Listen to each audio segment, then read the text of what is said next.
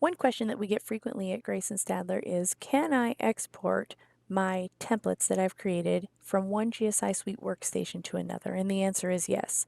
To export your templates from one GSI Suite station, you will click the Configure icon here and then select the General tab.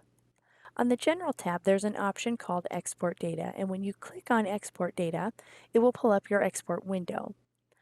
In addition to being able to export templates, you can also export other things like predefined comments and examiners and physicians and facility information so that you don't have to completely set up GSI Suite from one workstation to another. So what you would do to export these different items is just select them with the checkbox, and then for the export templates, when you select that checkbox, it opens up all of your available templates.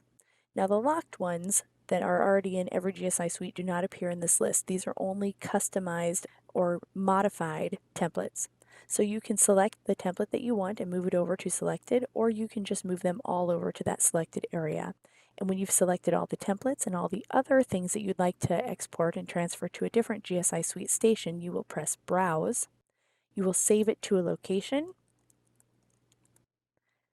and then you'll press Export.